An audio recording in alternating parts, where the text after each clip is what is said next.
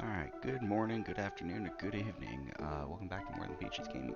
And today I actually want to talk about Magic the Gathering's Final Fantasy collaboration set that's coming out in June. As many of you know already, they did announce this a couple of days ago, where they introduced all sorts of neat cards, new commanders. If you're curious about what these cards do, there are plenty of videos out there. A lot of cards have gotten a lot of attention, including the Jumbo Cactuar, just because of what it is. Um, there are plenty of really nice full art cards and the like. But what I'm here to talk about isn't necessarily about the individual cards, because they could print anything with Final Fantasy on it and people would probably buy it. It's not a big surprise by any means. Uh, Final Fantasy is a beloved franchise by a lot of people, myself included. I think the major takeaway that I always took from this is that there was a lot of comments, especially in their announcement, saying, this is the largest collection of Final Fantasy art in a card game ever, which, I'll be honest with you, is simply not true. Uh, but maybe in a single set, that might be the case of original artwork. Um, so, those unaware, you know, there are other avenues of finding that kind of thing. I do want to bring up the pricing, because pricing is a big thing right now. So I'm on TCG Player, just kind of taking a quick gander at what they have right now as of this morning of February 22nd. Um, we are looking at all sorts of pre-sale prices. The set isn't set to release for almost 4 months. We have our collector's boosters going for $694 and our play boosters for $192. I will state that if you are looking for this product, especially like collector's boosters or play boosters, and you're looking for a good price, don't go looking on TCG Player. Don't go looking on like Amazon. I'd recommend going to your local card store. Okay, simply because they will have a generally a better price, because they're trying to retain people to come and become repeat buyers at their locations, and they usually get a better discount and aren't being flooded by people just buy everything that they have in stock. Usually, not always. I know I have a local card store here that's still offering the collector's boosters for under $500. Um, they don't have very many in stock, but it is an option that I have if I really wanted to. Same thing with play boosters. They have them listed at like 150 instead of the 192. So just kind of be out there looking at it. There have been some pre-sales for some of the cards. Again, this is going to be a very strange set for anybody who's like, oh no, I can't afford Final Fantasy. Just be aware that the sealed product is going to move fast, and once we get those serial cards listed and people start going out there trying to hunt them down and so forth, prices will drop. Okay, that's just a factor of the market. Okay, uh, because I have played other card games with similar chase mechanics, what ends up happening is if it's not that card, the chase card, generally the price will plummet. I've seen people buy entire pallets of boxes of cards, like booster boxes, and they're looking for this one card. What do you think happens to all the cards that are not that one card? You probably guessed it. They end up on like TCG Player. And what happens when you flood the market, like on TCG Player, with a pallet worth of cards? Prices are generally dropping. And that's just one individual, doing that. So I imagine that cards like our Jumbo Cactuar, that is, currently sitting at almost $70, is probably going to end up being less than 10, just simply because of the way that the market's going to go. And depending on how chasey the card is, we could see cards like the Jumbo Cactuar dropping less than, 5, maybe even $1. We'll see. It seems very gimmicky to begin with, but it is hilarious nevertheless. A lot of people are looking at this card simply for the memes, rather than its considerable usability. Um, but that's not the point. The point is that you will, as a player, if you go to the secondary market, prices will be lower. It might not be right away. Um, it might take a little while. Not just that, but these cards will be legal in standard. So if you're not able to get them within like the first, you know, year, year two might be a better time to get them, or when they rotate out of standard. Mind you, this is a speculation at this point because this is a kind of a limited set. It's hard to really judge that because people might just do it for the art or the fact that it's Final Fantasy, and that might be able to retain some collector value and monetary value on these cards. So just kind of keep that in mind. The vast majority of cards that are opened are probably going to end up on TCG Player at a very reduced price. Okay? And which will not surprise anybody at that point. Um, this is a really interesting set, to say the least. I myself have been a long-time Magic player over the years, and I've quit and come back, quit and come back, and right now I'm back in the game because I had family who just started playing Commander, and they're like, "Hey, you're a veteran-type player. Can you help play with us? And show us the ropes. Maybe figure out how our decks can be better." And it's been kind of a mess because it's been a lot of growing pains for my family members, simply because they're not as familiarized with Magic as I am, and I keep telling them that sometimes you just need to know what's in your deck. That's how it becomes a well-oiled machine, is just being familiarized with what is in your deck, not necessarily what's in everybody else's deck. So, that being the case, I also want to bring up the fact that comment that I brought up earlier about this not being the card game with the most Final Fantasy artwork. That obviously is going to go to the Final Fantasy trading card game. Okay, those unaware of this game, it released back in 2016. I'm just going to pull up their site. Square Enix's site. They've had the game for like forever, and they still have stuff releasing.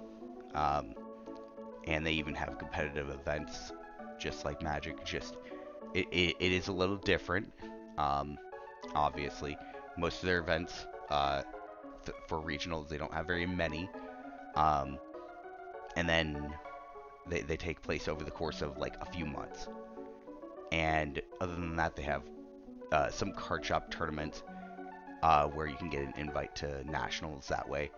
But I believe it's like top 4 at the big regionals.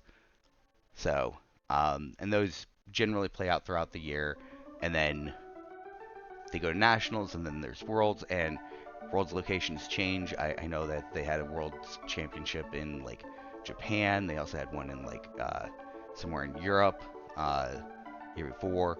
So it just kind of depends. It's a great game. If you play Magic, you know how to play this game like most of the way. Okay, I think it's like 85%. If you know how to play Magic, you know how to play this game 85%. So it's really easy, and it's pretty simple. But because this has been a card game for so long, that also means that those that are playing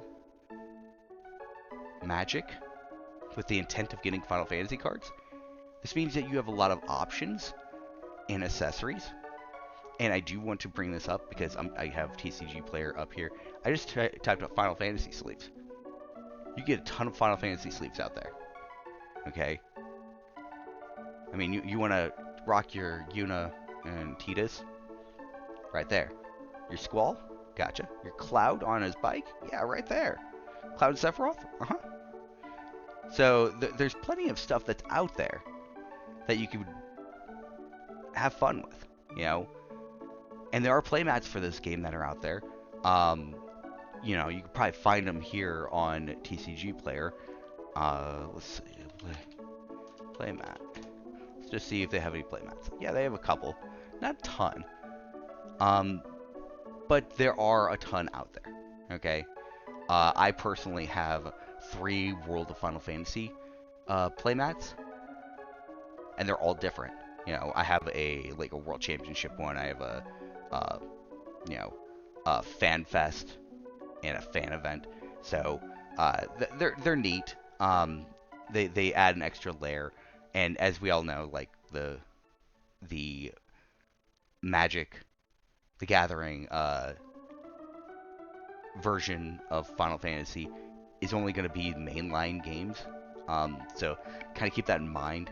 There's not going to be any World of Final Fantasy. There's not going to be any Final Fantasy Tactics. No Dirge of Cerberus. No Final Fantasy X-2. No Final Fantasy 13-2. It's just the main numbered games.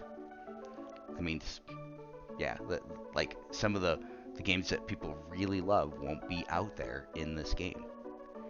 Okay? Which is kind of sad. I was really hoping that maybe we would have a little bit more variety. But again, if you're looking for that kind of stuff in your card game, I'm going to suggest going to the Final Fantasy trading card game because they actually have that stuff. Whereas Final Fantasy in Magic does not. So, but regardless, if you're in it because you are a Magic player or you love the art, I'm definitely going to still recommend playing Magic because Magic is the game of choice. It is played most often around the globe compared to the Final Fantasy trading card game by any means. Not just that, but I believe that the value of the cards is generally retained in Magic than it is in the Final Fantasy trading card game. Simply because this is more of a limited set. They're not going to reprint it. They're not going to come back later and say, hey, yeah, we're going to reprint, Saz's Chocobo or, Sin, Spiro's Punishment. No, you're not going to see that. You're not going to see that later on. What you're going to end up seeing is, these are going to be printed once, and then they're going to be gone. Mind you, their print run is going to be around for a few months because they have to keep it in standard. But that's about it, And it's going to be really nice, and unfortunately, for a lot of people, they're going to look at the prices, and they're going to be turned off from the game. They're going to be turned off on collecting this. And so that's why I brought up that singles are going to be cheaper once we know what the chase card is. If I know anything from experience from like the Final Fantasy trading card game, it's got to be more than likely a Final Fantasy VII character. Okay? It's probably going to be the chase card. Simply because 7 is the most prolific. And it's probably going to be one of 3 characters. Maybe 4. Okay? My first guess is going to be Cloud. Because Cloud is very prolific. Everybody loves Cloud. Okay. My second guess is going to be Tifa. If you know anything about Tifa, in the Final Fantasy trading card game, you will know that there was a full art that was released right at the start of the pandemic. It went, going price was like $600. Simply because the set wasn't ran a whole lot, but also because it was Tifa. It wasn't a great card to play by any means. It was the fact that it was a Tifa card. Okay? But my third option is probably going to be Sephiroth. Big bad. I could see him being on here as being a serialized card simply because he is kind of the one and only kind of big bad that you can really think of when you think of Final Fantasy. Okay? Because being bad and hot, they go a long way. And then my last guess would probably be an Aerith card, but very unlikely. Simply because Aerith isn't as notable, and I could see maybe a battle card or some type of, enchantment or artifact that basically indicates Final Fantasy in some way could also be uh, an important card, a serialized card in this case. But I really doubt it. I really think it's going to be a Cloud, Tifa, or Sephiroth card. Just simply because of how notable they are. But we'll have to wait and see. You know, we have 4 months, well, a little under 4 months, until they release it. I think my biggest hesitation on buying something like this is simply because we don't know what the set's going to look like. We've only seen a handful of cards. It is kind of nice when you kind of have an idea where they're kind of gonna go with it. There is some art that I'm like, hey, yeah, this is actually kind of cool. I wish we had this in the Final Fantasy trading card game, but Magic had it first. And of all of the cards that have been revealed, I think the Dragon of Mount Golg is one of the better arts. It's the Amano art. Anybody who is unaware of what the Amano arts are, they are the ones that are done by Yoshitaka Amano. He did a Liliana back in the day. I think it was War of the Spark, which was what, like 2019?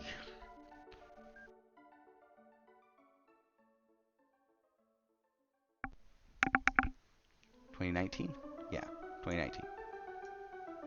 So, very popular. I think that one was coveted by a lot of Magic players simply because they like Amano. So, Amano art is pretty good.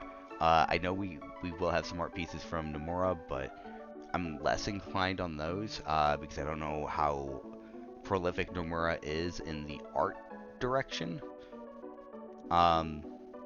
Though, out of the two presented cards, Dragon of Mount Golg and Yuffie Kisaragi, I feel like the dragon was really nice compared to Yuffie, because Yuffie just, I'm gonna be honest with you, the art feels like it's just right out of the instruction manual, which it kind of is. You know, nothing wrong with that. It's just it is kind of a strange situation there, and they made her a reskin of Yuriko. So I was like, eh. At least they did it with this card, I guess. But yes, we'll have to see how well the set goes. I have really high hopes. If we have more bangers like Cecil, Dark Knight, or the Jumbo Cactuar, I feel like the set is going to be taking off really nicely. However, if we have more cards that, like, I'm going to be honest with you, Garland, I'm not as enthusiastic. Because Garland, I wonder, do we have Garland on this list somewhere? We do not. Okay. Yeah, Garland was not that great. I'm going to hit see more cards to see what else they got. Oh. Yeah. I do like their site. Whenever you're looking for cards, they tell you where you can get these cards.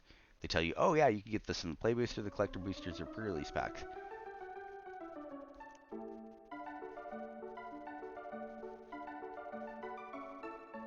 Let's see. There's Garland. So Garland, you can transform into a 5/5. But he costs 7 to do so. And then when he transforms, yeah, he can do some neat stuff, but then, yeah, I'm not impressed by any means.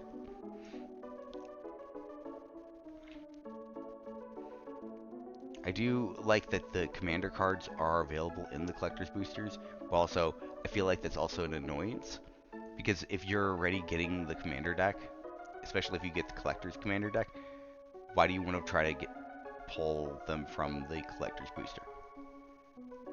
It just kind of feels like filler at that point.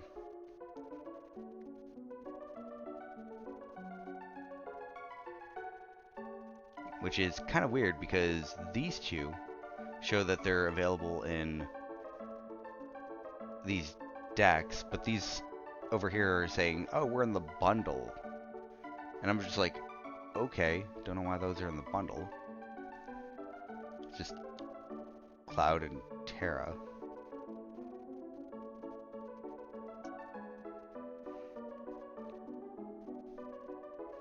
Yeah, they kind of give you an idea of where things are.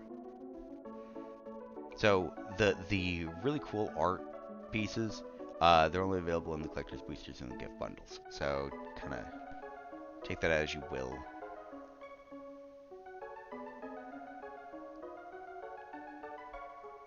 Interesting. Okay. Artifact. Okay. Yeah. Which again, it'll be interesting to see what happens. I know like this Y'shtola might go for a little bit because people simp over Y'shtola. We'll see what happens.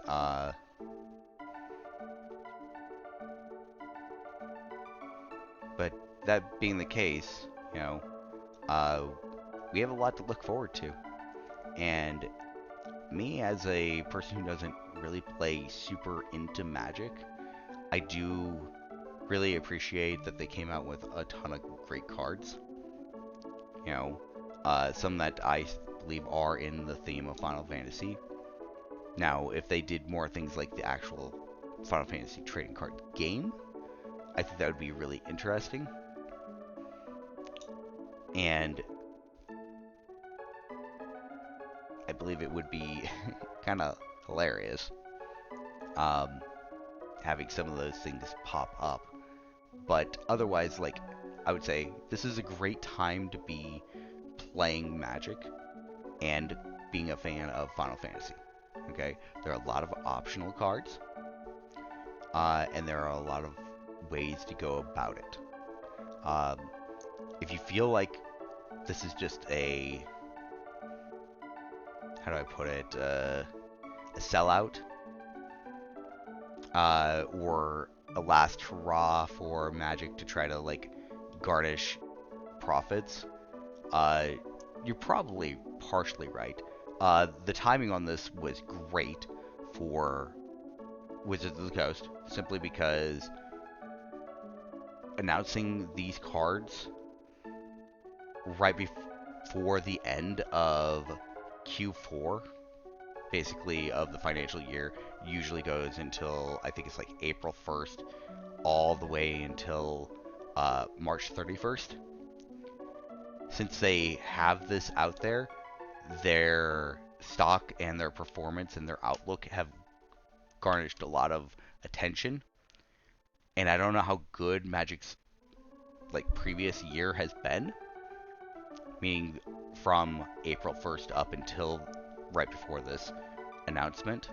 I don't know how well it was, and I would imagine that if they were struggling, this was the thing to put them on the map. Okay, this really garnished a lot of attention. There is a lot of hype with the set, which is good for both consumers, players, and the company. However, it can be really bad because then you have people who are, in my opinion, are bad faith actors who will go out of their way and buy up a bunch of sealed product, not because they're fans, not because they're a small shop and just doing business. No, it's because they want to turn a massive profit. And this has been a very profound problem in all media, all entertainment, where the vast majority of things that are bought up are with the intent of selling it on like eBay or another site for a large profit. I know this from experience. Final Fantasy is no exception to this rule, simply because I recall when Final Fantasy Pixel Remaster was releasing for the Nintendo Switch and the PlayStation 4. Uh, Mind you, this is a long story, but the short point of it is the company, Square Enix, announced that they're taking pre-orders at midnight on a Saturday night, so going into Sunday. The Switch, the collector's edition version of the Switch sold out in, I think it was like 3 hours. The PlayStation 4 version took a little bit longer, but it was like within 12. And then all copies of the Switch version were gone in 18 hours, and the PlayStation 4 version, I believe, within 24 to 26 hours. Okay? Which is a big window. However, the reason why this was such a big deal is A, there was absolutely no announcement that they were going to do this. B, they indicated no such release ever, because it had released only on Steam. And C, when it happened, they didn't stop people from buying multiples. In which case, what ended up happening is, when they originally releasing it, the product went from being moderately priced, so the regular versions were $80, and the collector's versions were, God, I'm trying to remember how much they were. I think it was close to double that. And when they went to, once all their pre-orders were gone, initially, you go look at eBay, and you'd see hundreds of copies of these things. Normal versions, collector versions, and what would end up happening was the normal versions would be $500 from their initial like $75. The collector's editions were over $1,000. So people know what they're doing. They know people are wanting to buy these things, and without any knowledge if there'll be any like reprintings or the like, they're just banking on people not being able to get their hands onto product. Okay? Goes from video games, it goes for card games. It does not matter what the item is. If there is a demand, somebody's going to try to capitalize on it. Okay? It's one of the reasons why sometimes in Magic we have buyouts. People are trying to take down the stock in the market. That way they can turn around and try to sell it at a profit. If you control all the stock, or the majority of the stock, you can dictate the price. I'm no, stranger to this type of thing, because I remember back in the day, and this is over a decade ago, I used to own like an anime box set, which was not sold anywhere, and so I would go to like Amazon and I would go and sell it for like $150, and it would actually sell, Sometimes people buy and sometimes people just waver and don't. It just depends on if you can get your hands onto what you want, and supply and demand is the name of the game. If you have the supply and the demand is high, you could play into the market and try to sell for whatever you want. I mean, that's part of the reasons why the sale of items are so high right now for Final Fantasy. Is because people realize that the demand is there. And at first you might be like, oh yeah, no, nobody's buying these cards, right? Yeah, well, let's take a look. Do we have recent prices? No, actually, that's weird. I don't see any recent sales. Oh, here they are. Yeah, consistently 70 some dollars. And this was yesterday, so for reference. But yeah, pretty wild, And again, that is the pricing as of now. People are buying them. You can look on eBay and look at sold listings to see if things are actually selling. You can go to TCG Player and see if things are actually selling. Gives you more of an idea, more control over, do I really want to buy this, and at this price point? Because if you do, like you're like, oh yeah, I definitely need, you know, uh, you know, Dark Knight Cecil, or Cecil Dark Knight, sorry, and you don't want the big fancy version. Let's say you just want the regular version. Let's see if we can find it real quick. The one with the cool sword. There it is. So this is the one with the cool sword. Yeah. So you're like, yeah, I really want to get this, and you don't mind dropping, $34 roughly for it. All the power to you. This is a really strong card.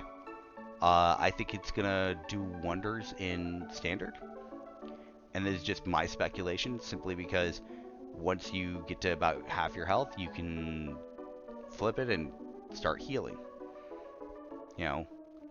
But for 1 mana, best investment for a T3.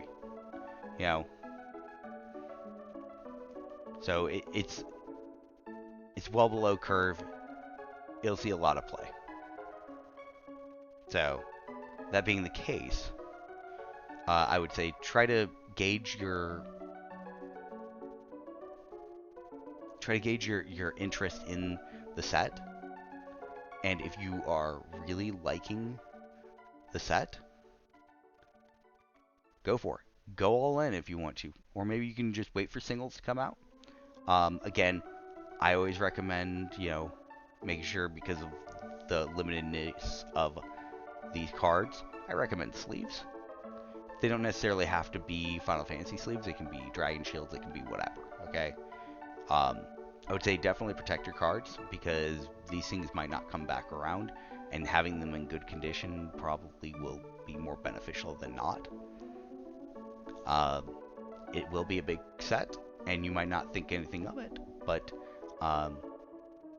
that's the other point I actually want to bring up, and that is, if you've ever been to events, I mean, I'm talking about pre-releases, drafts, sealed events of any kind, and you see people just chucking their cards away. They're like, oh yeah, this isn't the rare cards, I'm just going to throw them away. Try to talk to those people, okay? Tell them, hey, if you don't want them, we'll take them off your hand. This is a limited set. The cards are not going to be around forever. Please don't throw them away, because there will be a demand for these cards. We might be looking at cards like Stiltskin and be like, hey, yeah, like, this card probably isn't going to be worth anything. Nobody's going to want to play this card. Well, okay, Stiltskin's probably a bad example. Let me just look at one of the more lackluster cards. I don't think any card was really lackluster other than Garland, for me anyway. Yeah, okay, well, we'll just use Garland again, I guess. Some people might be like, no, this is not a good thing. But in realistically looking at it, whenever you cast a non-creature spell, Surveil 1, that's pretty good for 2 mana. But that's not the point. The point is, try to convince people not to throw away these cards, because somebody somewhere will want them. Okay? Just simply because of the IP. The fact that it is Final Fantasy and not, some other just Magic the Gathering set. People want it just for the art. Sometimes they want it for the art and the effect. There is some collectability here, despite what it feels like they're going to probably really print the crap out of this set, which we know they are. But it should be a very great set, and I'm hoping everybody enjoys playing uh, Magic the Gathering with Final Fantasy intertwined. So, if you guys have any questions or concerns or comments, go ahead and put them below. I know this ended up being kind of a longer video, but I wanted to go over a few things, my thoughts and feelings. It took me a few days to really gather them uh, because, well, there's a lot here, a lot to digest, and it is looking like it's going to be very promising. So, hopefully you guys enjoy this version of the game. It will be Standard's life for the next 2 years. Unless Standard has extended. I don't think that they have, but last I checked it was for 2 years. Otherwise, you'll see these cards in Modern. You'll see them in Commander. I imagine you'll see them more likely in Commander because people are just like, hey, this is a pretty card. I want this in my deck. Because a lot of people have been wanting Final Fantasy in Magic for a very, very long time. So, without that further ado, thanks again for watching, and I'll catch you guys next time.